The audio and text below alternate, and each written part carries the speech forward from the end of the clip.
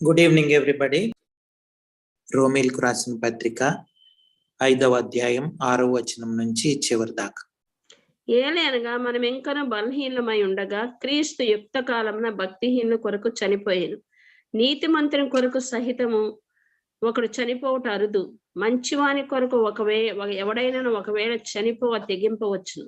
అయితే దేవుడు మన ఎడల తన ప్రేమను వెల్లడిపరుచుచున్నాడు. ఎట్లనగా మనం ఇంకనూ పాపులమై ఉండగా క్రీస్తు మన కొరకు చనిపోయాను. కాబట్టి ఆయన రక్తం వలన ఇప్పుడు నీతిమంతుడిగా తీర్చబడి మరింత నిశ్చయంగా ఆయన ద్వారా ఉగ్రత నుండి రక్షించబడుదుము.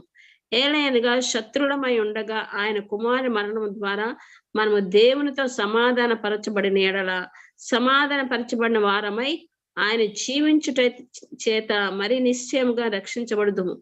అంతేకాదు మన ప్రభు అయిన యేసుక్రీస్తు ద్వారా మనము దేవుని యందు అతిశయపడుచున్నాము.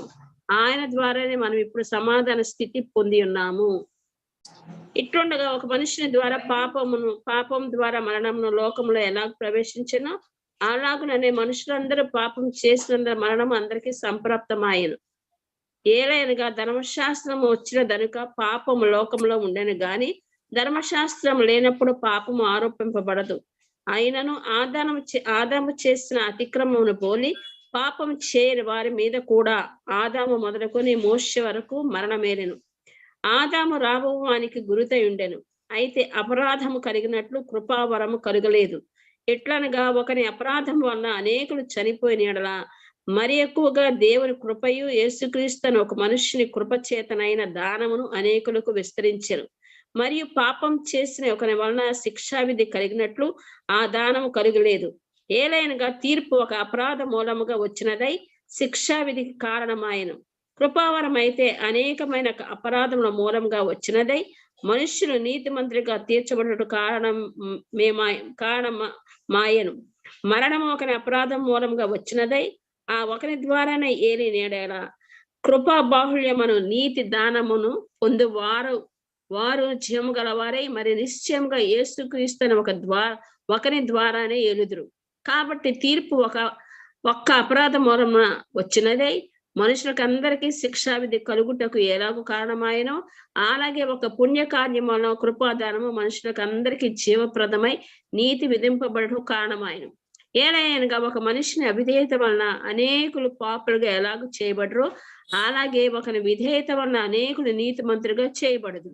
మరియు అపరాధం విస్తరించినట్లు ధర్మశాస్త్రం ప్రవేశించెను. అయినను పాపము మరణము ఆధారం చేసుకుని ఎలాగో ఏరేనో అలాగే నిత్య జీవము కలుగు చేయుటకై నీతి ద్వారా కృపయు మన ప్రభువైన యేసుక్రీస్తు మూలంగా ఏరు నిమిత్తము పాపం ఎక్కడ విస్తరించెను అక్కడ కృప అపరిమితముగా విస్తరించెను. Thank you so much. ప్రార్థన చేసుకుందాం. ప్రేమ కలిగిన మా పరలోకపు తండ్రి, మీ ఘనమైన అతి పరిశుద్ధమైన నామానికి వందనాలు స్తోత్రాలు తెలియజేస్తా ఉన్నాం ప్రభువా. ఈ యొక్క సాయంత్ర సమయంలో మీ సన్నిధికి చేరి మిమ్మల్ని స్తుతించి మిమ్మల్ని ఆరాధించి కనపరచడానికి నాయన మరొకసారి మాకు దయచేసిన ఈ అవకాశాన్ని బట్టి మీ వాక్యాన్ని ధ్యానించడానికి ప్రభువా నాయన మేము అర్థం చేసుకోవడానికి దయచేసిన గొప్ప అవకాశాన్ని బట్టి మీకు వేలాది వందనాలు స్తోత్రాలు తెలియజేస్తా ఉన్నాం. గడిచిన కాలం అంతా మీరు ఎక్కల చాటున భద్రపరిచిన విధానాన్ని బట్టి మీకు వందనాలు.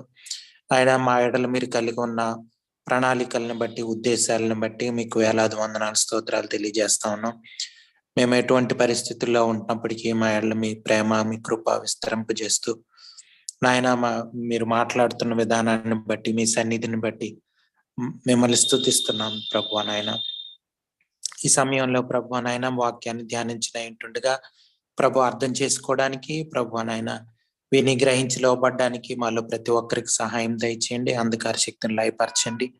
మీరే మాట్లాడమని ప్రభువా నాయన మనుషులు మాట్లాడడం వల్ల ఏమీ ఉపయోగం లేదని నమ్ముతూ ఒప్పుకుంటూ ప్రభువా నాయన ఘనత మహిమ ప్రభావాలు మీకే ఆరోపిస్తూ యేసు ప్రభు వారి అతి పరిశుద్ధమైన నామంలో ప్రార్థన అడిగి వేడుకొంచున్నాం తండ్రి.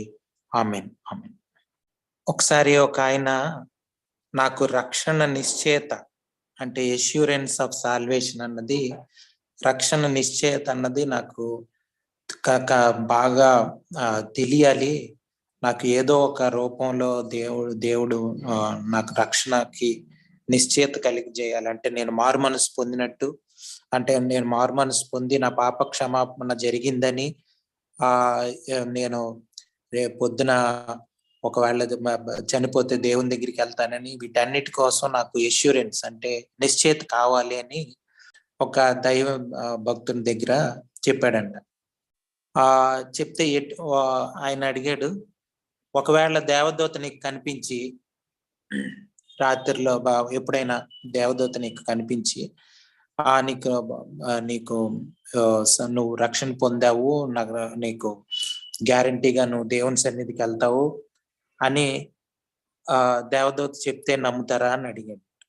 అవునండి, తప్పకుండా నమ్ముతాను, అలాంటిది ఏదైనా చాలు నాకు ఒక ఇది వస్తే అని చెప్పాడు అనమాట.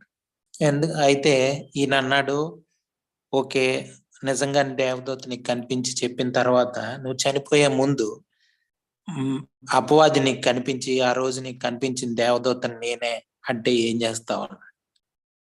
ఇక్కడ మనం చూస్తే చాలాసార్లు క్రైస్తవులుగా ముఖ్యంగా ఎష్యూరెన్స్ ఆఫ్ సాల్వేషన్ అన్నది, రక్షణ నిశ్చయత అన్నది చాలా మందికి కన్ఫ్యూజన్ ఉంటుంది. అంటే ఒక సందేహంగా నేను నిజంగా దేవుని సన్నిధికి వెళ్తానా లేదా అన్నది.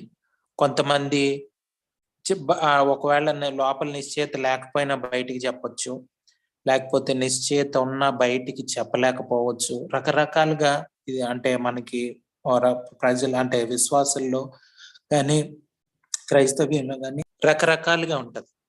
అంటే ఒక్కొక్కళ్ళ అభిప్రాయం అంటే ఒక్కలాగా ఉంటది. అంటే వాళ్ళు బైబిల్ అండర్స్టాండింగ్ బట్టి, దేవుని వాక్యాన్ని అర్థం చేసుకున్న విధానాన్ని బట్టి, లేకపోతే మనల్ని నడిపించిన వాళ్ళని బట్టి రకరకాలుగా ఆధారపడి ఉంటది.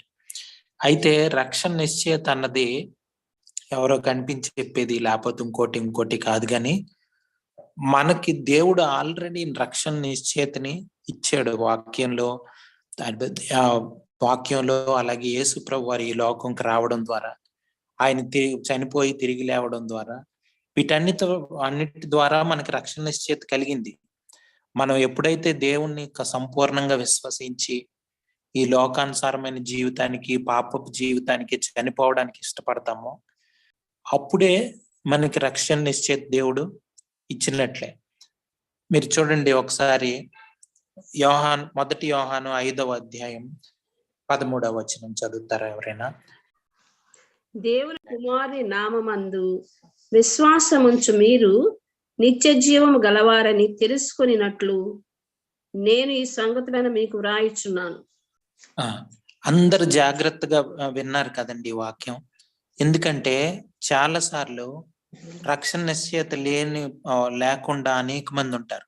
కానీ ఈ సాయంత్రం వాక్యం వింటున్న మన అందరం కూడా ఎవరైతే మారుమనసు పొంది యేసుప్రభు వారిని సొంత రక్షకునిగా అంగీకరించారో వాళ్ళందరూ కూడా ఎవ్వరికి కూడా అనుమానం గాని సందేహం గాని అవసరం లేదు. ఎందుకంటే మనకు రక్షణ నిశ్చయత అన్నది యేసుప్రభు వారి ద్వారా జరిగింది. అది మనం నమ్మినా నమ్మకపోయినా, మనకు సరిగ్గా అవగాహన లేకపోయినా అదేమి ఇది కాదు. కానీ ఇప్పుడు ఈ వాక్యం ద్వారా మనకి ఏమర్థం అవుతుందండి, మనకు కంపల్సరీగా యేసుప్రభు వారి ఈ లోకానికి వచ్చి చనిపోయి తిరిగి లేచిందా, అదే మన రక్షణ నిశ్చయత, అదే అష్యూరెన్స్ ఆఫ్ సాల్వేషన్.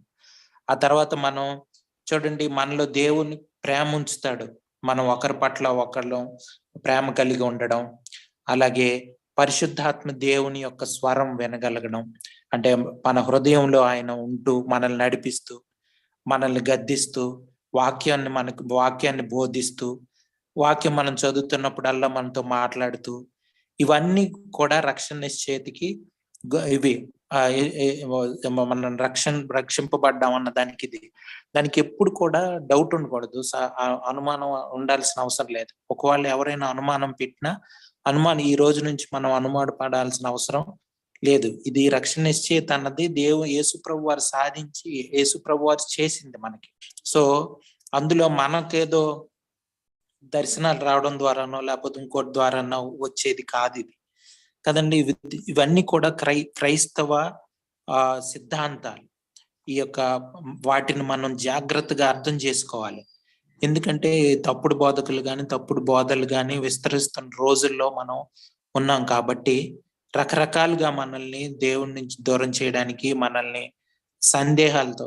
అపవాది యొక్క మెయిన్ వెపన్ ఏంటంటే, అంటే మెయిన్ ఇది ఆ యొక్క ఆయుధం ఏంటంటే, మనల్ని అనుమానంలోకి దింపి దేవుడి నుంచి దూరం చేయడమే అపవాది యొక్క ఆయుధం. చూడండి, అవ్వమ్మని ఆ రోజు ఒక అనుమానం పెట్టింది. నిజంగా నువ్వు చనిపోతావా అని ఒక అనుమానం క్రియేట్ చేసి, ఒక ప్రశ్న అడిగి మనల్ని సొంతంగా దేవుణ్ణి పక్కన పెట్టి ఆలోచించేటట్లు చేసి ఆ విధంగా మనల్ని మోసం చేసి, సో అటువంటిదే సేమ్ అదే స్కీమ్, అదే ఇది వాడుతుంది మళ్ళీ అపవాది వాడతాడు. సో ఈ తప్పుడు బోధలు కానీ ఇవన్నీ వీటి నుంచి మనం ఇదవ్వాలంటే, అటువంటి అనుమానాలకి మనం తావివ్వకూడదంటే వాక్యంలో బాగా స్థిరపరచబడి వాక్యాలను అన్నిటిని పట్టుకొని ఉండాలి. మనకి రక్షణ నిశ్చయిత అన్నది యేసుప్రభు వారు ఎప్పుడైతే చనిపోయి తిరిగి లేచారో అప్పుడే మనకి రక్షణ. అందరికి ఎవరైతే యేసుప్రభు వారిని నమ్ముకున్నారో ఈ వాక్యంలో ఉంది కదా, 1 యోహాను 5:13, దేవుని కుమారుని నామమందు విశ్వాసముంచు మీరు నిత్య జీవము గలవారని తెలుసుకొనున్నట్లు నేను ఈ సంగతులను మీకు రాయుచున్నాను. చూడండి, యోహాను అప్పుడే 1వ శతాబ్దంలోనే ఇటువంటి అనుమానాలు కలుగు చేసే వాళ్ళు, అటువంటి పద్ధతులు సంఘంలోకి వచ్చేస్తున్నాయి. ఆ సమయంలో యోహాను ఆ చివరి దినాల్లో ఈ యొక్క మాటలను చెప్తున్నాడు, ఎప్పుడు కూడా రక్షణ నిశ్చయితని కోల్పోవద్దని. ఈ రోజు కూడా ఈ యొక్క 5వ అధ్యాయంలో మనం చూస్తే రక్షణ నిశ్చయిత గురించి అలాగా ఉందన్నమాట. అంటే ఈ 5వ అధ్యాయం 1వ వచనం నుంచి చూస్తే ఒకసారి 1వ వచనం చదువుతారా? 1వ వచనం. కాబట్టి విశ్వాస మూలమున మనము నీతిమంతులముగా తీర్చబడి మన ప్రభువైన యేసుక్రీస్తు ద్వారా దేవునితో సమాధానము కలిగి ఉందము.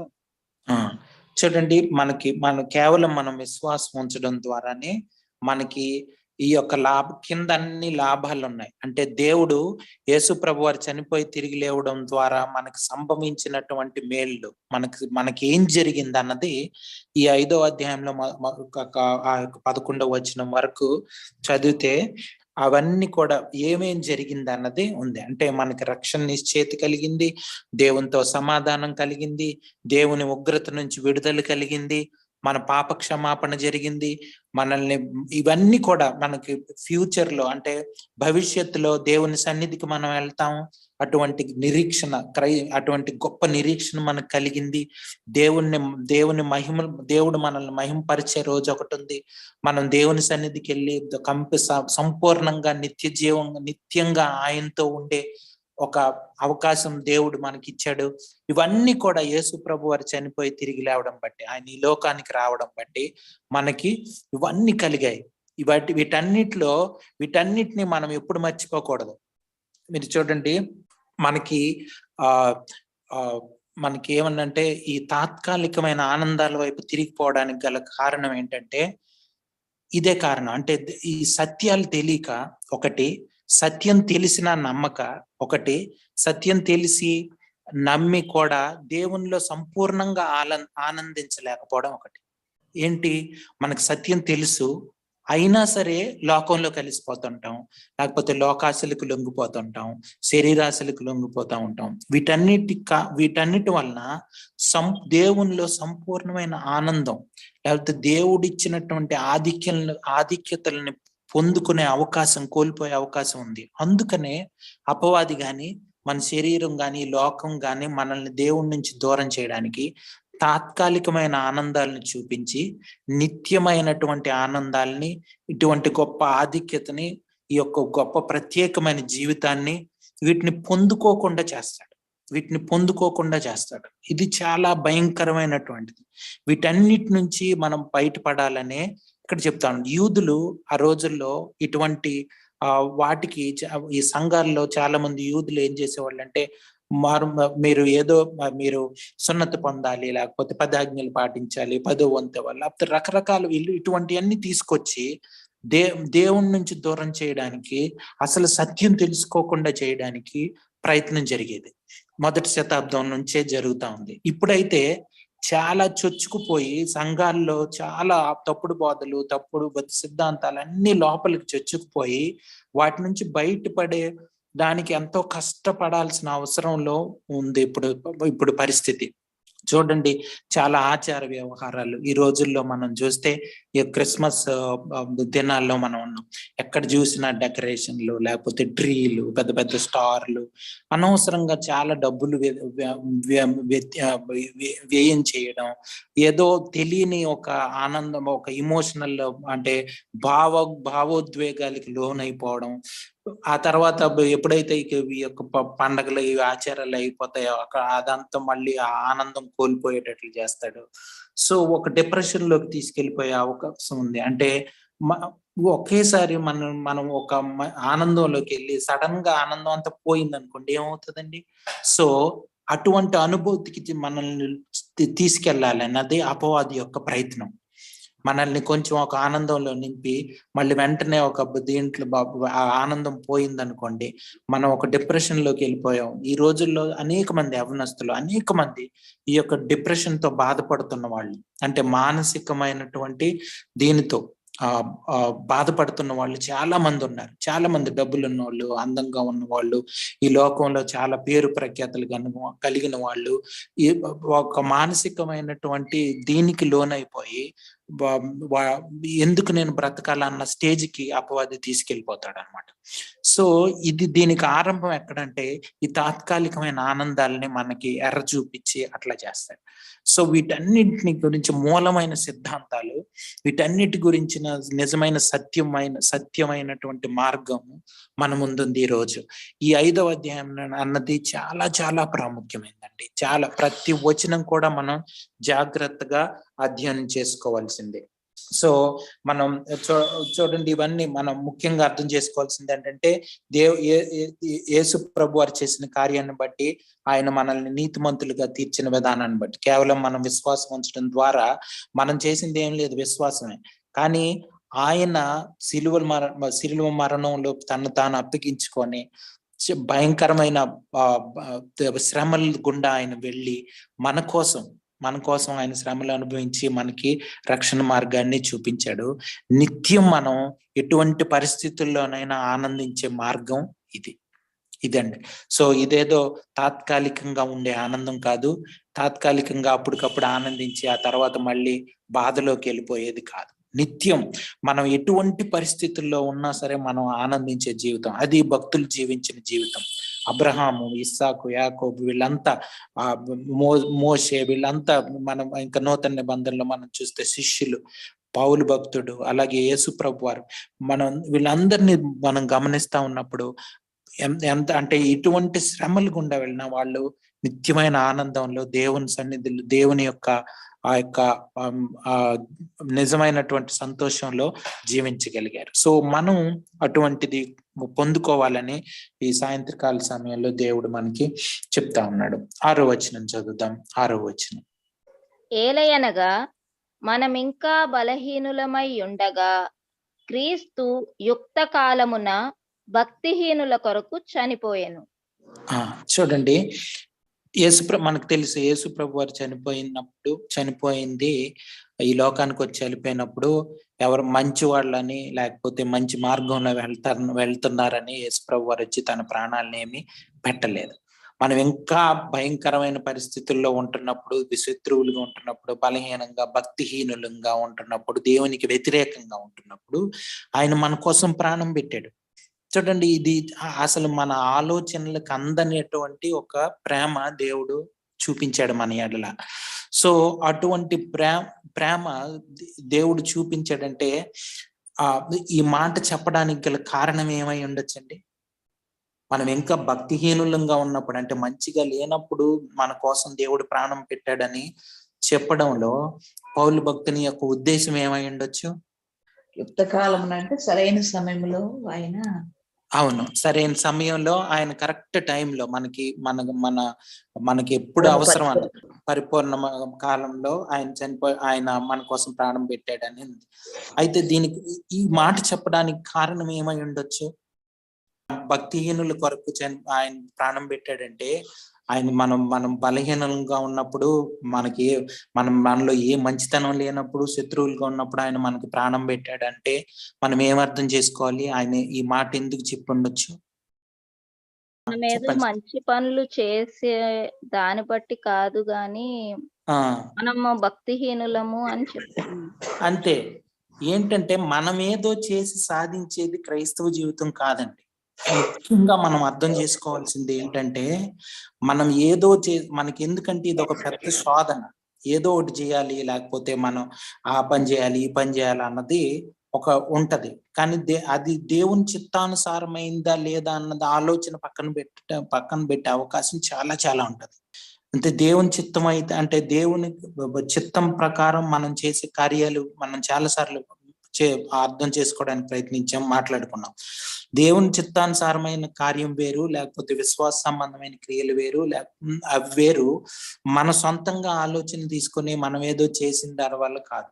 ఎక్కువ ముఖ్యంగా ఏంటంటే వీళ్ళకి వచ్చిన ఇదేంటంటే, ఈ యొక్క యూదులు అది చేయాలి, ఇది చేయాలి, ఉపవాస ప్రార్థనలు చేయాలి, లేకపోతే ఇంకోటి చేయాలి, ఏమండి సున్నతి పొందాలి, ఇలాంటివన్నీ తీసుకొచ్చేవాళ్ళు. మళ్ళీ మనల్ని తీసుకెళ్లి ధర్మశాస్త్రం కింద పెట్టడానికి ప్రయత్నించేవాళ్ళు. కాబట్టి ఇక్కడ మనం అర్థం చేసుకోవాల్సింది ముఖ్యంగా ఏంటంటే, ఈ కాంటెక్స్ట్ ని బట్టి మనం అర్థం చేసుకోవాల్సింది ఏంటంటే, మనం ఏదో చేసిన దాన్ని బట్టి యేసుప్రభు వారు రాలేదు. పక్కాగా మనం అర్థం చేసుకోవాల్సిందే ఆయన ప్రేమ స్వరూపి కాబట్టి, ఆయన ఏమై ఉన్నాడో దాన్ని బట్టి ఆయన ఈ లోకానికి వచ్చి మన కోసం ప్రాణం అర్పించాడు. కానీ మనం ఏదో గొప్పవాళ్ళం అని కాదు, మనం ఏదో చేసామని కాదు, మనం భక్తిపరులు అని కాదు, దేవునితో మంచి రిలేషన్షిప్ ఉందని కాదు. శత్రువులుగా ఉన్నప్పుడు, భక్తిహీనులుగా ఉంటున్నప్పుడు దేవుడు మన కోసం ప్రాణం పెట్టాడు అన్నది మనం అర్థం చేసుకునేటప్పుడు మనం ముఖ్యంగా తెలుసుకోవాల్సింది ఏంటంటే, నేను చేసి సాధించింది ఏమీ లేదు రక్షణలో గాని, రక్షణ కొనసాగింపులో గాని, రక్షణ ముగింపులో గాని. కేవలం మనం విశ్వాసం ఉంచడం ద్వారానే తప్ప ఇంకా వేరేది, అంటే విశ్వాసం ఉంచడం అంటే దేవుని కృపలో నిలిచి ఉండడం అంటే, మనం లాస్ట్ వీక్ కూడా ధ్యానం చేసాం. దేవుని కృపలో నిలిచి ఉండడం అంటే మన సొంత జీవితాన్ని, సొంత ఆలోచనల్ని, సొంత తలంపుల్ని, వీటన్నిటిని చంపేసి పాప జీవితానికి చనిపోయి కేవలం యేసు ప్రభు వారి జీవితం జీవించే మార్గం క్రైస్తవ జీవితం. కేవలం యేసు ప్రభు వారి జీవితం. చూడండి, మనం చాలా సార్లు చదువుకున్నాం గలతీయులకు రాసిన పత్రిక 2వ అధ్యాయం 20వ వచనం. ఒకసారి మళ్ళీ చదువుతారా సిస్టర్? నేను క్రీస్తుతో కూడా సిలువ వేయబడి ఉన్నాను, ఇకను జీవించువాడను నేను కాను, క్రీస్తే నా యందు జీవించుచున్నాడు. ఇంకా చదవండి. నేనిప్పుడు శరీరమందు జీవించుచున్న జీవితము నన్ను ప్రేమించి నా కొరకు తన్ను తాను అప్పగించుకొనిన దేవుని కుమారుని యందలి విశ్వాసము వలన జీవించుచున్నాను. అదండి, విశ్వాసం వలన, దేవుని కుమారుని మీద విశ్వాసం వల్లనే జీవిస్తున్నాను, కానీ ఈ జీవితం నాది కాదు అని చెప్తున్నాడు. ఇది నిజమైనటువంటి క్రైస్తవ జీవితం. అది 5వ అధ్యాయంలో 1వ వచనంలో కూడా, విశ్వాసం మూలమున మనం నీతిమంతులుగా తీర్చబడ్డాం, అంతేగాని మనం ఏదో చేసిన దాన్ని బట్టి కాదు. ఆయన చేశాడు, ఆయన గొప్ప, ఆయన లేకపోతే ఏమీ జరగదని, నా సొంతంగా నేను చేసేది ఏమీ లేదని ముఖ్యంగా దీనికి వచ్చి, ఆ యొక్క ఒప్పింపుకి వచ్చి, నా పాపం నుంచి నాకు క్షమించేది, నా ఈ జీవితం నుంచి, పాపపు జీవితాన్ని నుంచి, ఈ లోకం నుంచి, శరీరం నుంచి నన్ను విడిపించేది ఎవరు విడిపించలేరు, యేసు ప్రభు వారు తప్ప అని సంపూర్ణంగా నమ్మి అంటే ఊరకని నమ్ముతున్నానని చెప్పడం కాదు, కానీ మనసు పాప జీవితానికి చనిపోతూ ఉంటే అప్పుడు మనం రక్షణలో కొనసాగుతున్నట్టు రక్షణ నిశ్చయిత మనకి ఉంటది. అది మనం ముఖ్యంగా అర్థం చేసుకోవాల్సింది. ఇది కేవలం యేసు ప్రభు వారి మరణ పునరుద్ధానాల మీద ఆధారపడింది మన జీవితం. అది ముఖ్యంగా మనం జాగ్రత్తగా అర్థం చేసుకోవాలండి. అందరూ కూడా ఈ మాటలని చాలా జాగ్రత్తగా అర్థం చేసుకోవాలి. రక్షణ నిశ్చయిత అన్నది చాలా చాలా ప్రాముఖ్యమైనది. సో చనిపోవటం, మంచి వాని కొరకు ఎవడైనా ఒకవేళ తెగించవచ్చును. అయితే దేవుడు మన ఎడల తన ప్రేమను వెల్లడిపరుచున్నాడు. ఎట్లనగా, మనం ఇంకనూ పాపులమై ఉండగా క్రీస్తు మన కొరకు చనిపోయాను. మనం ఇంకా పాపులుగా ఉన్నప్పుడే ఆయన మన కోసం చనిపోయాడు. మన మంచితనాన్ని బట్టి కాదు, మనది ఏది లేని బట్టి కాదు. అంటే మన రెస్పాన్స్ ఎలా ఉండాలండి? ఇటువంటి ప్రేమ మన ఎడల కనపరిచినప్పుడు దేవునితో మన యొక్క ఆ యొక్క ప్రతిస్పందన ఎట్లా ఉండాలి? ఏమనిపిస్తుంది? ఇంత ప్రేమను మన ఎడల చూపుతున్న దేవుని పట్ల మన ప్రతిస్పందన ఎట్లా ఉండాలని మీరు అనుకుంటున్నారు? మన ప్రతిస్పందన ఎట్లా ఉండాలనిపిస్తుంది మీకు? ఇంత గొప్ప ప్రేమని ఎవరైనా చూడండి, మంచి వాళ్ళని ప్రేమించడమే మనకు మానవులుగా మనకి చాలా కష్టం.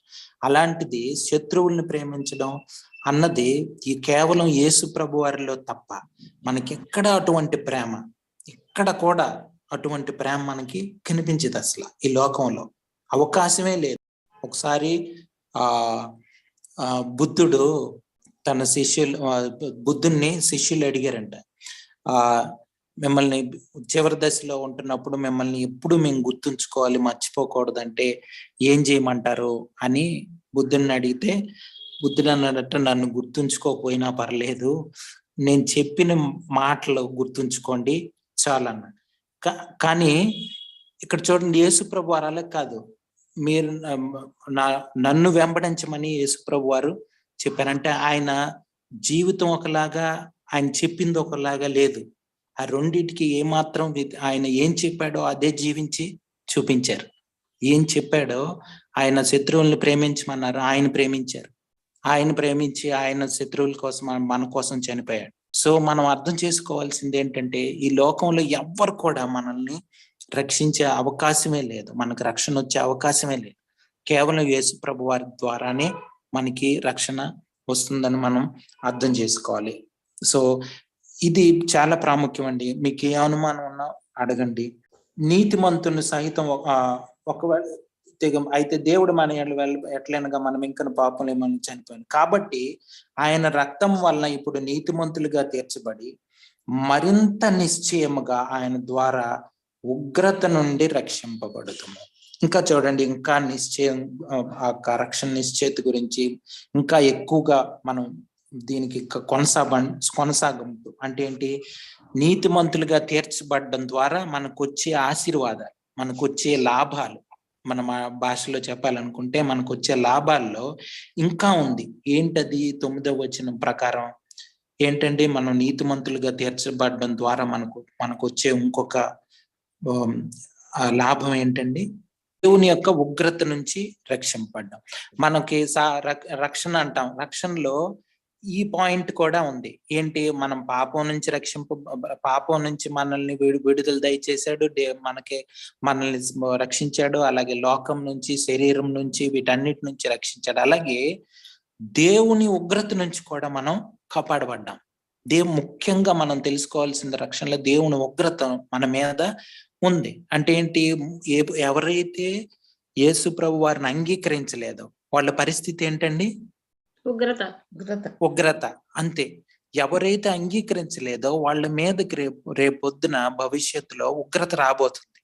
దేవుని యొక్క ఉగ్రతకి మనం లోను కాబోతున్నాం.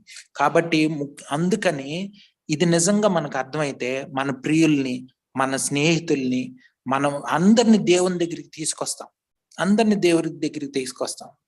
వాళ్ళందరి రెస్పాన్సిబుల్, ముఖ్యంగా మన పిల్లల్ని బట్టి, లేకపోతే మన చుట్టుపక్కల ఉన్న వాళ్ళు, మన ప్రియులు, బంధువులు, స్నేహితులు, వీళ్ళందరూ ఉంటారు.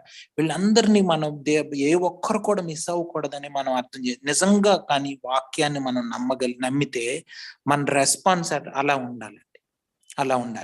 మనం యవనస్తులు కానీ ఎవరైనా సరే, ముఖ్యంగా దేవుని ప్రేమకి ఎవరైతే నోచుకోకపోతున్నారో, ఎవరైతే దేవునికి దూరంగా బ్రతకాలని పాపంలోనే కొనసాగుతూ ఉన్నారో, వాళ్ళకి నిజంగా మనం వీటన్నిటిని తెలియజేయాల్సిన అవసరం ఉంది. ముఖ్యంగా మనం తెలుసుకోవాలి, వీటిని ధ్యానం చేయాలి, ఎక్కువ సమయం గడపాలి వాక్యంలో. ముఖ్యంగా ఈ రోజుల్లో చాలా ఘోరమైన పరిస్థితి ఏంటంటే, వాక్యంతో సమయం గడిపే పరిస్థితి లేదండి చాలాసార్లు. వీటన్నిటికి కారణం ఏంటంటే ధనమోసం, ఈ లోక సంబంధమైనటువంటి ఆశలు, ఇవన్నీ కారణం అండి. ఐహిక విచారాలు. వీటి నుంచి మనం విడుదల పొందకపోతే, వీటితో మైండ్ అంతా ఆక్యుపై అయిపోయి ఉందనుకోండి, ఏం సేవ్ చేయాలి, రేపు ఎక్కడ పెట్టాలి, డబ్బులు ఎక్కడ పెట్టాలి, ఏం చేయాలి, ఏం చేయాలి, వీటితోనే మైండ్ ఆక్యుపై అయిపోయి ఉంటే ఎక్కడ మనకు వాక్యం అర్థమయ్యే పరిస్థితి లేదు. సో మైండ్ క్రౌడ్ అయిపోకుండా చూసుకోవాలి. ముఖ్యంగా వాక్యానికి బాగా మనం హృదయంలోకి తీసుకొని అర్థం చేసుకొని దానికి ఎక్కువ దానిలో ఉన్నటువంటి శక్తిని పొందుకోవడానికి, ఆ వాక్యంలో ఉన్నటువంటి నిత్యమైన ఆనందాన్ని పొందుకోవడానికి అర్థం చేసుకోవాలి. ఇంకా చూడండి, మరి నిశ్చయంగానంది కదా ఆయన ఉగ్రత నుంచి మనం కాపాడబడ్డాం. ఈ ఉగ్రత అన్న మాట నుంచి ఇంకా మనకి ఏమర్థం అవుతుంది? ఆయన ఉగ్రత నుంచి మనం రక్షింపబడ్డామంటే దేవుని యొక్క లక్షణంలో ఒక లక్షణం ఏంటి ఇక్కడ మనకు తెలుస్తుంది? 9వ వచనం ప్రకారం ఆయనలో ఉన్న లక్షణాల్లో ఒక లక్షణం కోపం. ఆయన ఉగ్రత ముఖ్యంగా కదండి. ఆయన ఉగ్రత నుంచి మనం రక్షింపబడ్డామంటే ఏంటి? ఆయన ఉగ్రత చూపించేవాడు. ఆయన పాపాన్ని సహించలేడు ఆయన. అందుకనే మనకి రేపు పొద్దున కొంచెం కొన్ని వచనాల తర్వాత శాంక్టిఫికేషన్ స్టార్ట్ అవుతుంది. అంటే ఏంటి? పరిశుద్ధీకరణ అన్నది. అంటే పరిశుద్ధీకరణ అన్నది చాలా చాలా క్రైస్తవ జీవితానికి చాలా ప్రాముఖ్యమైనది. అంటే పరిశుద్ధాత్మ దేవునికి మనం లోబడుతూ ఉండడం వల్లనే పరిశుద్ధీకరణ సాధ్యం అవుతుంది. పరిశుద్ధాత్మ దేవుడు మనలో మనం మారు మనసు పొంది బాప్తిస్మం తీసుకున్న తర్వాత మన హృదయంలో ఉంచడానికి గల కారణం, ఆయన నివసించడానికి గల కారణం ఏంటంటే మనల్ని ప్రతిరోజు పరిశుద్ధీకరించడానికి. అందుకని ఆయన పేరే పరిశుద్ధాత్ముడు. అందుకని మనలో ఉన్నాడు ఆయన మనల్ని పరిశుద్ధీకరించడానికి, యేసు ప్రభు వారి యొక్క స్వరూపంలోకి మనల్ని నడిపించడానికి పరిశుద్ధాత్మ దేవుడు మనతో ఉన్నాడు. అందుకనే మీ సత్యస్వరూపి లోకంలోకి వచ్చినప్పుడు మిమ్మల్ని సంపూర్ణ సత్యంలోనికి నడిపిస్తాడంట. సో మనల్ని గైడ్ చేసేది, నడిపించేది, మనల్ని పరిశుద్ధీకరించేది పరిశుద్ధాత్మ దేవుడు. కాబట్టి ఆయన మాటలకు లోబడ్డం అంటే మనం బైబిల్ చదువుకున్నప్పుడు పరిశుద్ధాత్మ దేవుడు మనతో మాట్లాడుతూ దేవునిలో స్వరూపంలోకి ఎదగాలంటే మనం ఏ విధంగా లోబడాలి, దేవుని వాక్యానికి ఏ విధంగా లోబడాలన్నది మనకు నేర్పిస్తూ నడిపిస్తాడు. సో ఆ యొక్క క్రమశిక్షణలోనికి మనం వెళ్ళాలండి. రక్షణ నిశ్చయతలోకి మనం కొనసాగుతూ ఉండాలంటే, రక్షణ ఆనందంలో కొనసాగుతూ ఉండాలంటే పరిశుద్ధాత్మ దేవునికి నిత్యం లోబడుతూ ఆ వాక్యాన్ని గైకొంటూ మన సొంత జీవితాన్ని, పాప జీవితానికి చనిపోతూ మన క్రైస్తవ జీవితాన్ని కొనసాగించాలి. ఇది ముఖ్యంగా మనం అర్థం చేసుకోవాలి. అందుకనే ఇప్పుడు మనం చూసిన దేవుని యొక్క లక్షణం ఏంటంటే, ఒకటి ఆయన ఉగ్రత చూపించేవాడు కూడా, ప్రేమ స్వరూపి, కనికరం చూపించేవాడు, జాలి చూపించేవాడు, ప్రేమ చూపించేవాడే కాకుండా కృప విస్తరింప చేసేవాడే కాకుండా ఆయన ఉగ్రత కూడా చూపించే దేవుడని ముఖ్యంగా మనం అర్థం చేసుకోవాలి. ఈ రోజుల్లో చాలా మంది దేవుని యొక్క ఉగ్రత గురించి చాలా తక్కువ వింటాం మనం. కానీ ముఖ్యంగా మనం దేవుడు ఉగ్రత చూపించేవాడు, పాపాన్ని సహించడు ఏమాత్రం. అందుకని యేసు ప్రభు వారిని సిలువకు అప్పగించడానికి గల కారణం ఏంటంటే పాపాన్ని సహించలేని దేవుడు మన దేవుడు. ఆయన పాపం మీద ఆయన ఉగ్రత కంపల్సరీగా వస్తుంది. దాని నుంచి రక్షింపబడాలంటే కేవలం యేసు ప్రభు వారి యొక్క జీవితాన్ని జీవించడానికి ఇష్టపడే, ఆ యొక్క జీవితం మీద విశ్వాసం ఉంచుతూ విశ్వాసంలో కొనసాగడం అన్నది చాలా ప్రాముఖ్యమైనది. లేకపోతే దేవుని యొక్క ఉగ్రత నుంచి మనల్ని ఎవరు తప్పించలేరు. ఉగ్రత అన్నది దేవుని ఉగ్రత అన్నది చాలా భయంకరమైనది. నేను ఒకసారి మీకు చెప్పుంటాను. మహారాష్ట్రలో చాలా సంవత్సరాల క్రితం భూకంపం వచ్చింది. లాతూర్ అనే ప్రాంతంలో చాలా భయంకరమైన భూకంపం. అనేక మంది ఊర్లు మొత్తం ఇవైపోయాయి, అంటే భూస్థాపితం అయిపోయింది. అంత భయంకరమైన భూకంపం వచ్చింది. అయితే కొంతమంది బ్రతికి బయటపడిన వాళ్ళు నెక్స్ట్ డే ట్రాక్టర్ ఎక్కి వేరే ప్రాంతానికి వెళ్ళి బ్రతకడానికని వేరే ప్రాంతానికి వెళ్ళిపోతున్నారు. అక్కడ నుంచి అవన్నీ శిథిలాలు అయిపోతే కొంతమంది బ్రతికిన వాళ్ళు వెళ్ళిపోతుంటే ఆ ట్రాక్టర్ వాగులో పడి అందరూ చనిపోయారు. అది ఎలాగనిపించిందంటే మరణం వెంటాడి న్యూస్ పేపర్లు ఏం రాశాడంటే వెంటాడి చంపేసిన మరణం అని హెడ్డింగ్ పెట్టాడు అనమాట. అంటే మరణం అన్నది దేవుని ఉగ్రత అన్నది చాలా భయంకరమైంది. అది మనం అర్థం చేసుకొని ఇప్పుడు మన ప్రియుల్ని, మన కుటుంబాన్ని మనం కాపాడుకోవాల్సిన అవసరం ఉంది. నిజంగా మనం క్రైస్తవ జీవితం మనం నమ్మితే, విశ్వాసం అయితే మనం చాలా దీనికోసం ఎక్కువ ప్రాధాన్యత ఇచ్చి దీన్ని గురించి మనం ప్రయాసపడాల్సిన అవసరం ఉంది. అర్థం చేసుకోవాలి. చూడండి 10వ వచనం చదువుతున్నాను. ఎలయనగా శత్రువులమై ఉండగా ఆయన కుమారుని మరణం ద్వారా మనం దేవునితో సమాధానపరచబడిన ఎడల సమాధానపరచబడిన వారమై ఆయన జీవించుట చేత మరి నిశ్చయముగా రక్షింపబడు. ఇంకా చూడండి, మనం ఇంకా రక్షణ అన్నది మన జీవితంలో కొనసాగాలన్నా, ఫ్యూచర్ లో సంపూర్ణమైన రక్షణలోకి మనం వెళ్ళాలన్నా మనకు కావాల్సింది ఏంటన్నది 10వ వచనంలో ఉంది. అదే ఎలాగా అండి సాధ్యం? దేవునితో సమాధానం మనకి ఎట్లా సాధ్యమైంది? దేవునితో సమాధానం మనకి ఎలా సాధ్యమైందండి? కుమారుని మరణం అంటే యేసు ప్రభు వారు మరణించడం ద్వారా మన దేవునితో మనకు సమాధానం అయింది. అంటే ముందు పరిస్థితి ఏంటి? దేవునితో మనకి శత్రువులు, సమాధానం లేదు, దేవునితో శత్రువులు. చూడండి, రెండు కంట్రీస్ మధ్య ఒక శాంతి ఒప్పందాలు లేకపోతే ఇవి జరుగుతూ ఉంటాయి. ఇప్పుడు ఎందుకు జరుగుతూ ఉంటాయి? వాళ్ళు ఆ రెండు దేశాలు బద్ద శత్రువులుగా ఉంటే వాళ్ళ మధ్య ఉండడానికి. అయితే ఇప్పుడు మనం ఎవరైతే రక్షింపబడ్డారో, ఆ సమాధానం పరచబడిందో, ఇక మీదట దేవునితో శత్రుత్వం అన్నది పోవాల. అంటే ఏంటి? దేవునికి ఏది ఇష్టం లేదో, దేవుని రాజ్యానికి ఏది సంబంధించింది కాదో, లేకపోతే ఏది విశ్వాస సంబంధమైంది కాదో వాటన్నిటిని విడిచిపెట్టడానికి ఇష్టపడాల. దేవునితో సంబంధం ఇంకా రోజు రోజుకి మనం రక్షింపబడతా ఉండాలంటే, రోజు రక్షణ ఆనందంలో కొనసాగాలంటే, దేవుని రాజ్యానికి ఏది ఇష్టం లేదో, అంటే దేవునికి విశ్వాస సంబంధమైన క్రియ ఏది కాదో వాటన్నిటిని విడిచిపెట్టుకోవడానికి ఇష్టపడాలి. ఎందుకంటే ఏదైతే విశ్వాస సంబంధమైంది కాదో అది పాపమని మనకు తెలిసి రోమీయులకు రాసిన పత్రికలోనే ఉంది. ఏది విశ్వాస సంబంధమైనది కాదో అది పాపం.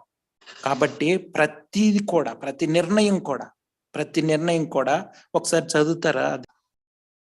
అనుమానించువాడు తినిన ఎడల విశ్వాసము లేకుండా తినును గనుక దోషి అని తీర్పునందును విశ్వాసము మూలము కానిదేదో అది పాపం. చూడండి, ఏదైతే విశ్వాస మూలం కానిదో అది పాపం. వాటన్నిటిని ఏదైతే అవిశ్వాసం సంబంధమైన వాటి నుంచి వస్తుందో ఆలోచన అంటే ఏంటి? మన సొంత ఆలోచనలు ప్రతిదీ విశ్వాస సంబంధమైనది కాదు. అది సొంతంగా ఆలోచిస్తే దేవుని పక్షం కాకుండా, దేవుని బట్టి కాకుండా, వాక్యానుసారంగా కాకుండా ఏదున్నా సరే అది విశ్వాస సంబంధమైంది కాదు, అది పాపం అవుతుంది. అందుకని చూడండి, ఈవెన్ మనం సొంతంగా నీతి చేయడానికి ప్రయత్నించినా అది దేవుని దృష్టిలో మురికి గుడ్డలాగా కనిపిస్తుంది. మనకు మంచిలాగా అనిపించవచ్చు, మంచి కదండి చేసేయడానికి, కానీ అది దేవుని నుంచి రాకపోతే అది స్వార్థపూరితమైంది, మన పేరు కోసం చేసేది అయి ఉంటది చాలాసార్లు. సో ఇది మనం చాలా ఆనెస్ట్ గా పరిశీలించుకొని మన జీవితాల్ని నడిపించుకోవాలండి. రక్షణ ఆనందంలో కొనసాగాలంటే, అంటే దేవునితో సమాధానంతో ఉండాలంటే అది కేవలం యేసు ప్రభు వారి మరణాన్ని బట్టి సాధ్యమైందని మనం అర్థం చేసుకొని విశ్వాస సంబంధమైన క్రియల ద్వారానే మన జీవితాన్ని నడిపించుకోవడానికి ఇష్టపడాలి. 11వ వచనం చదువుతున్నాను. అంతేకాదు మన ప్రభు అయిన యేసుక్రీస్తు ద్వారా మనము దేవుని యందు అతిశయపడుచున్నాం. అంతేకాదు మన ప్రభు అయిన యేసుక్రీస్తు ద్వారా మనము దేవుని యందు అతిశయపడుచున్నాము. ఆయన ద్వారానే ఇప్పుడు సమాధాన స్థితి పొంది ఉన్నాము. చూడండి, ఇప్పుడు మనకి దేవునితో సమాధానం ఉందంటే కేవలం యేసు ప్రభు వారి ద్వారానే. అంటే అర్థం ఏంటి? కేవలం యేసు ప్రభు ద్వారానే మనకు సమాధానం వచ్చింది అని ఎందుకు చెప్పాడు?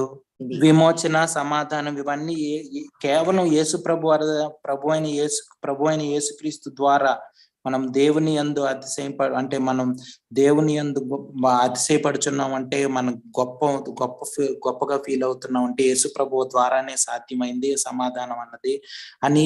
అంటే దాన్ని ఎందుకు చెప్పుండొచ్చండి?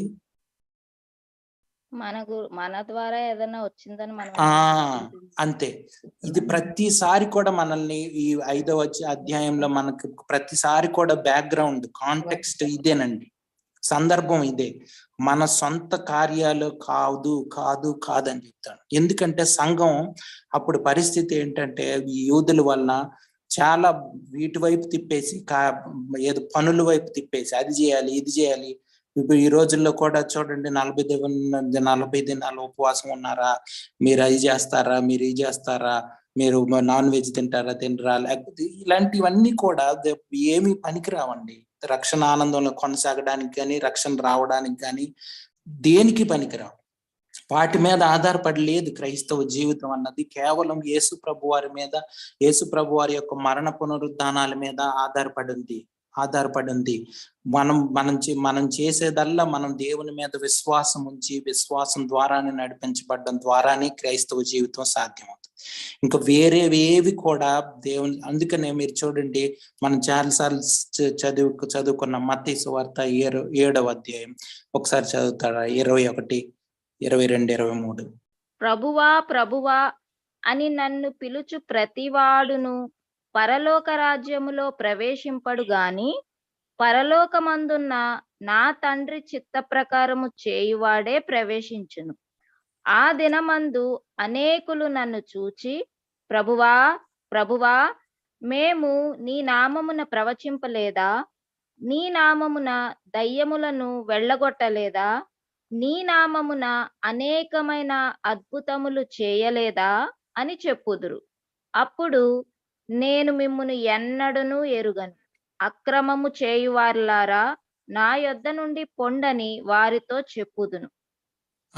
చూడండి 2వ రాకడలో కంపల్సరీగా జరిగే ఒక సంఘటన యేసు ప్రభు వారు ముందే మనకి వాక్యం ద్వారా తెలియజేశారు. ఎందుకంటే మనం అటువంటి గ్రూప్ లోకి మనం వెళ్ళిపోకూడదని. వీళ్ళల్లో ఉన్న సమస్య ఏంటండి, మంచి పనులే కదా చేశారు, దయ్యాలు వెళ్ళగొట్టడం, లేకపోతే దేవుని నామం ప్రకటించడం, మన భాషలో మీటింగులు పెట్టడం, ఇంకోటి చేయడం మంచి పనులే చేశారు కదండి. మరి ఎందుకు యేసు ప్రభు వారు అక్రమం చేయవాళ్ళ అన్నారు వాళ్ళని? వాళ్ళు చేసినవి ఏమైనా తప్పు పని చేశారా చెప్పండి? నామంలో చాలా స్వస్థతలు చేసి ఉంటారు, లేకపోతే ఇంకోటి చేసి ఉంటారు. వీళ్ళందరినీ ఎందుకు అక్రమం చేయవారులారా అంటున్నారు? ప్రవచించారు, మేం చేసాము అన్నట్టు చెప్పుకుంటున్నారు వాళ్ళు. అంటే మేం చేసామని ఎందుకు చెప్పుకుంటున్నారు వాళ్ళు ఎందుకు చెప్పుకుంటూ ఉండొచ్చండి?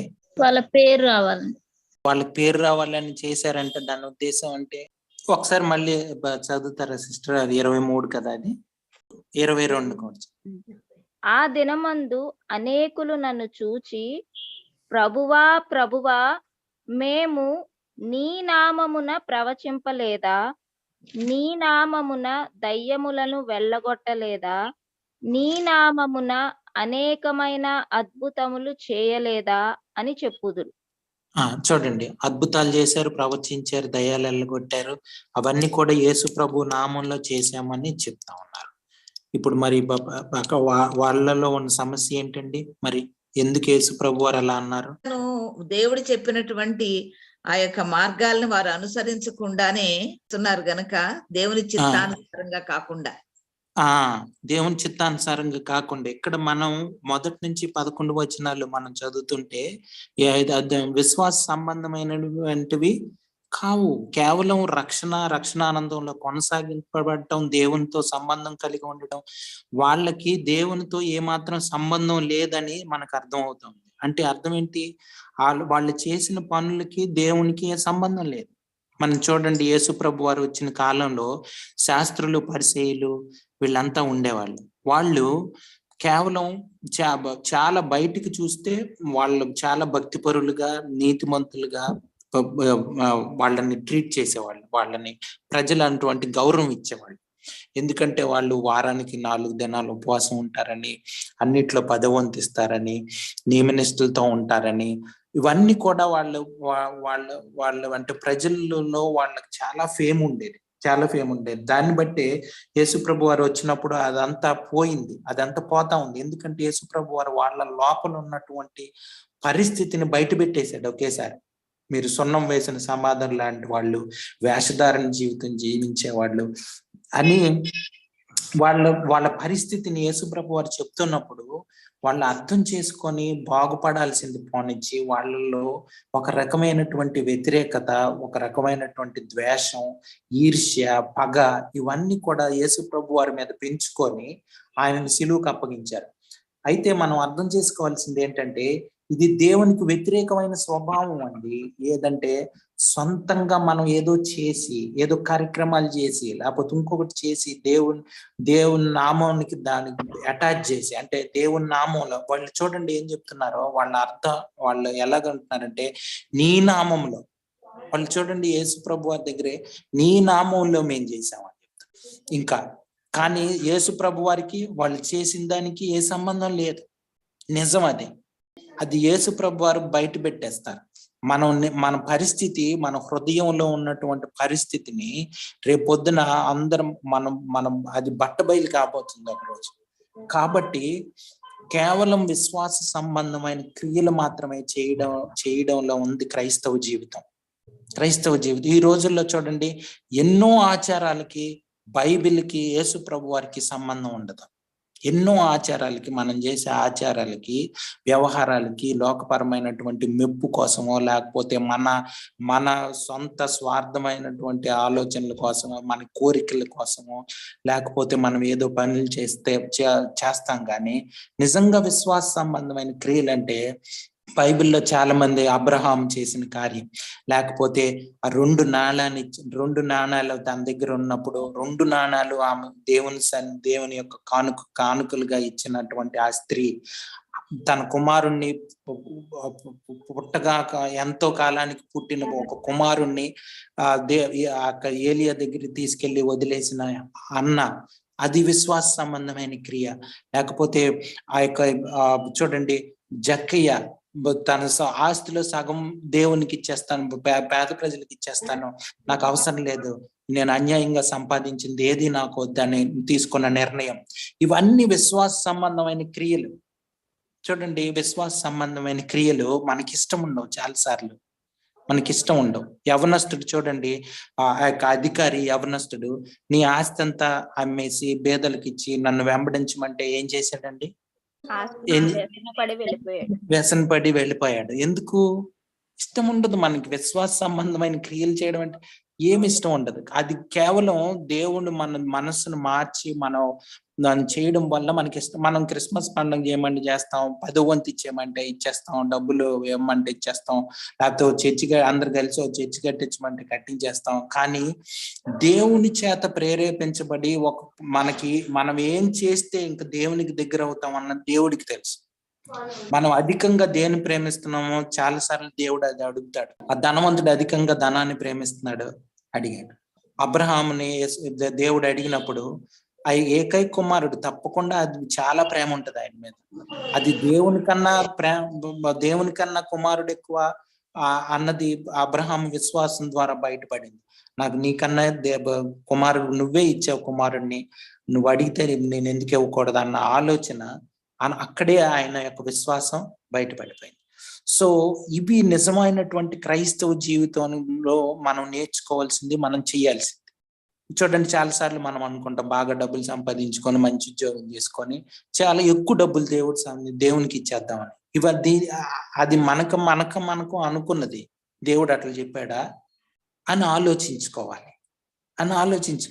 చాలా సార్లు మన సొంత నిర్ణయాలు, ముఖ్యంగా పెళ్లిళ్ళ టైంలో, లేకపోతే ఉద్యోగం టైంలో, మనం ఏదైనా పనులు చేసుకునే టైంలో మన పరిస్థితి, మన యొక్క నిజమైన మనం ఎంత విశ్వాసం మనం దేవుని మీద ఉన్నది అన్నది బయటపడిపోతుంది.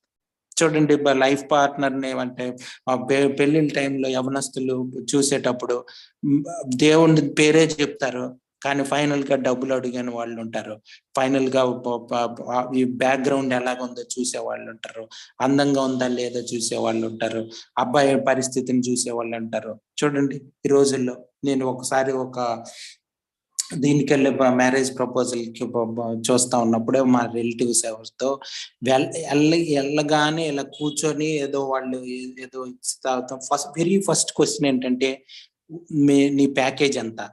చూడండి, అంటే ఇంకా అసలు ఏమాత్రం దేవుడు కానీ ఇక క్రైస్తవులే మళ్ళీ.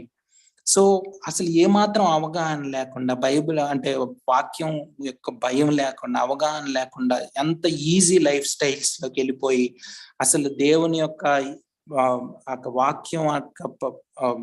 వాక్యం జీవితాల్లో అసలు అంటే ఒక స్థానం లేని పరిస్థితుల్లో క్రైస్తవ్యం ఉంది. ఇప్పుడు వాక్యానికి అసలు స్థానమే లేని పరిస్థితుల్లో చాలా ఎక్కువగా, అందరూ అని చెప్పట్లేదు కానీ చాలా మంది అట్లనే ఉన్నారు.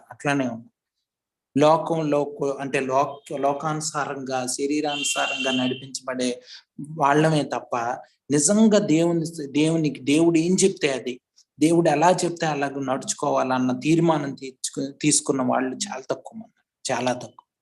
క్రైస్తవ జీవితం అన్నది చాలా చాలా ప్రత్యేకమైందండి. ఈ లోకానికి దానికి సంబంధమే లేదు.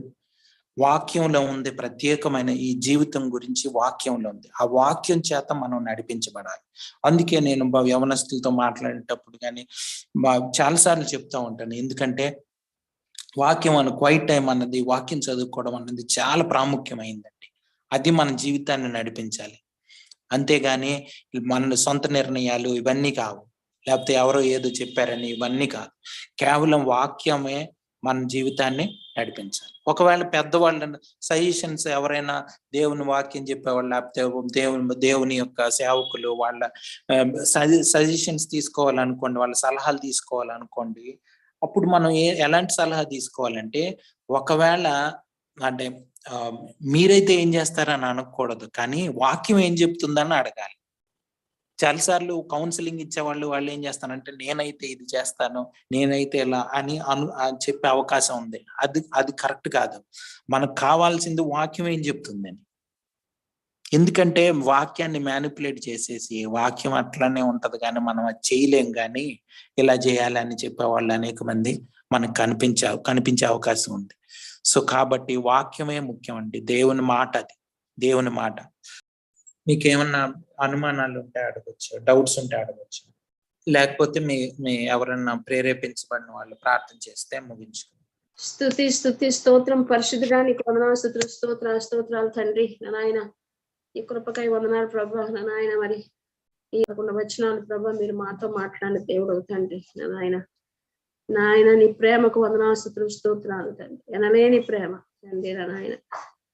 నాయన సరిహద్దులు లేని ప్రేమ తండ్రి. దేవానికి వందనాలు, స్తోత్రాలు తండ్రి. నాయన మేము ఇంకనూ నాయన దూరస్తులుగా ఉంటుండగా, మేము ఇంకనూ భక్తిహీనమై ఉన్నప్పుడు, మేము ఇంకనూ పాపులమై ఉన్నప్పుడు, మేము ఇంకనూ నీకు శత్రులమై ఉన్నప్పుడు, దేవానికి ఎంత గొప్ప దేవుడు ప్రభు. నాయన ఏ పాటి వారం ప్రభు మమ్మల్ని జ్ఞాపకం చేసుకోవటానికి తండ్రి, సంచారం చేయించుటని కరుదృష్టిలో మేము ఉన్నందుకు నీకు వందనాలు, స్తోత్రం. ఎంత గొప్ప దేవుణ్ణి, ఎంత కనికరం గల దేవుని, ఎంత కృపామయుని తండ్రి, అవధులు లేని ప్రేమ కలిగిన వాడిని తండ్రి. నాయన వెతికి వెంటాడేవయ్య మమ్మల్ని ప్రభు. దేవార తప్పిపోయిన స్థితిలో ఉంటున్న మమ్మల్ని నాయన వెతికావు తండ్రి. కొండల్లో, గుహల్లో నాయన మరి ఆ చెట్లు పుట్టల చాటున దాక్కున్న నాయన గొర్రెను వెతుకుంటూ వెళ్ళినాడు కాపరి ప్రభు. అటువంటి నాయన స్థితిలో మేము ఉంటున్నప్పుడు ప్రభు నాయన మీరు మమ్మల్ని వెతికారయ్యా, పట్టుకున్నావు తండ్రి. నీకు వందనాలు, స్తోత్రాలు తండ్రి. దేవునితో సమాధాన పరచటానికి ప్రభా నాయన కుమారుడుగా ఈ లోకానికి వచ్చి తండ్రి నాయన అయాసిలో మరణం పొందినంతగా తగ్గించుకుని దేవార నాయన రిక్తునిగా వచ్చావు ప్రభు. అన్ని విడిచిపెట్టి, మహిమని విడిచిపెట్టి ప్రభు నాయన దాసుని స్వరూపాన్ని ధరించుకుని ఈ లోకానికి వచ్చి ఉంటున్న యేసయ్య, ఎంత గొప్ప దేవుడు ప్రభా. నీకు వందనాలు, స్తోత్రాలు తెలుసుకున్నాం తండ్రి. నాయన అయ్యా, ఎందుకని ప్రభా నీ ద్వారానే ప్రభా నాయన మరి తండ్రి ప్రభా మరి తండ్రి అయిన దేవుని అందు మేము అతిశయిస్తుంటున్నాం తండ్రి. కుమారుని ద్వారా తండ్రి మాకు సమాధాన స్థితి, కుమారుని ద్వారా నాయన రక్షించబడటము నాయన మరి దేవాల నాయన. అంతేకాదు ప్రభా నాయన మీరు జీవించుట చేత ప్రభా నాయన మేము రక్షించబడుతున్నాం నాయన. నువ్వు మరణించుట చేత అంతేకాదు ప్రభా తిరిగి లేచి పునరుద్ధారణమై జీవించుట చేత రక్షణ. అయ్యా నీకు వందనాలు, స్తోత్రం. ఎన్ని సత్యాలు ప్రభా నాయన మీరు మాతో మాట్లాడి మరి ఒక్కసారి తండ్రి నాయన మీరు మమ్మల్ని ఆదరించినందుకు నీకు వందనాలు, స్తోత్రాలు తండ్రి నాయన. అయ్యా నా నాయన కొన్నిసార్లు ప్రభా కొన్ని సాతాను మాకు తీసుకొచ్చే కొన్ని నా తండ్రి నా నాయన కొన్నిసార్లు బలహీన పడుతూ ఉంటున్నాం ప్రభా. అయ్యా మరి బలహీన స్థితిలో తండ్రి నా నాయన మరి గందరగోళ స్థితిలో లోకం ప్రపంచ గందరగోళ స్థితిలో మేము కొన్ని నా నాయన ప్రతికూల పరిస్థితిలో ఉన్నప్పుడు మీరు మాకు ఇచ్చే నానా మరి ఇటువంటి ధైర్యం కలిగిన మాటను బట్టి వందనాస్తుతులు స్తోత్రాలు ఒక నిశ్చేత ప్రభా మీరు మాకు ఇచ్చి ఉంటున్నారు ప్రభా. ఆయన తండ్రి ప్రభా నాయన యేసయ్య మాకున్నాడు తండ్రి నా నాయన మరి క్రీస్తు ప్రభునందు మీరు మాకు ఇచ్చిన తండ్రి గొప్ప నిరీక్షను బట్టి నీకు వందనాస్తుతులు స్తోత్రాలు ప్రభా.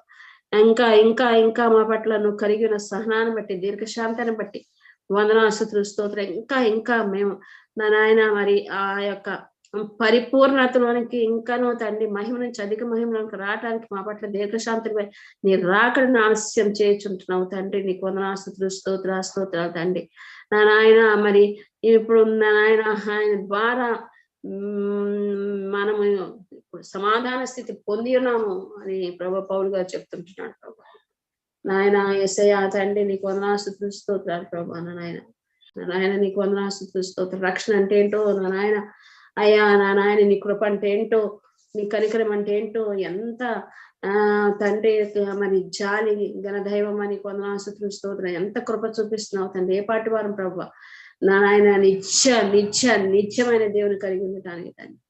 నా కొరకు ప్రాణం పెట్టిన దేవుడు, నా కొరకు తిరిగి లేచిన దేవుడు, నా కొరకు తిరిగి రానయించిన యేసయ్య నందు మీరు మాకు ఇచ్చిన గొప్ప నిరీక్షణ బట్టి శుభప్రదమైన నిరీక్షణ జీవంతో కూడిన నిరీక్షణ మేము కలిగి ఉండటానికి తండ్రి నా నాయన ఈ మాటలు మమ్మల్ని బలపరుస్తున్న యేసయ్య నీకు వందనాస్తున్నాను. ఈ కుమారుని నా నాయన మరి తండ్రి నువ్వు అభిషేకించి తండ్రి నా నాయన కొద్ది వారమైన తండ్రి దీన సంఘంతో మీరు మాట్లాడుతూ మమ్మల్ని ధైర్యపరుస్తున్న యేసయ్య నీకు వందనాస్తుతులు స్తోత్రాలు తండ్రి. నా నాయన అయ్యా చిన్న మంద భయపడవద్దు అన్నావు తండ్రి. నాయన ఎంతమంది మంచి సేవకులు ప్రభా నా నాయన మీరు మాకు ఇస్తున్నందుకు నీకు వందనాస్తుతులు స్తోత్రాలు ప్రభా. అయ్యా పొందుకుని మేము నా నాయన బలపట్టాను సహాయం చేతండి. విన్న ప్రతి బిడ్డ ఈ మాటలు తిరిగి తిరిగి తిరిగి మననం చేసుకుని యేసయ్య నందు సంతోషించటానికి యేసయ్య నందు తండ్రి బలపడటానికి ఆయన తద్వారా ఘనత మహిమ ప్రతి విషయంలోనూ నీకే తెచ్చేవారుగా ఉండటానికి నా నాయన ఎట్టి పరిస్థితుల్లోనూ తొడగకుండా బెనకకుండా ప్రభు కష్టమైన నష్టమైన నాయన మరణమైన జీవమైన తండ్రి ఉన్నా లేకపోయినా యేసు నందు సంతోషించి క్రీస్తు నందు ప్రభు నా నాయన ఉత్సహించి సంతోషించి బలపడి ముందుకు సాగే తండ్రి నాయన కృపను మాకు చూపించబడుతున్నాం. నాయన చిన్న మందకు చూపించండి యేసయ్య. ఈ యొక్క నాయన పరమకానాని యాత్రలో మేము ఉంటున్నామయ్యా నాయన. ఎన్నో తండ్రి యాత్ర ప్రయాణంలో నాయన నేను చూసినట్లుగా ఎన్నో నా నాయన మన టర్న్స్ అండ్ ట్విస్ట్స్ ఉంటాయి జీవితంలో తండ్రి. ప్రతిదీ తండ్రి ప్రతి చోట పడిన తిరిగి లేపే దేవుడు నాకున్నాడని ధైర్యం కలిగి ముందుకు సాగటానికి సహాయం చేయమని అడుగుతున్నాం తండ్రి. కృప చూపించేసయ్యా కుమారుని మన చేతులకు అప్పగించుకుంటూ ఇంకా రానున్న దినంలో బలంగా వాడుకోమని నీ యందు నా నాయన నీ చేతులకు అప్పగించుకుంటూ కొద్ది ప్రార్థన యేసుక్రీస్తు నామమున వేడుకుంటున్నాం తండ్రి. ఆమేన్.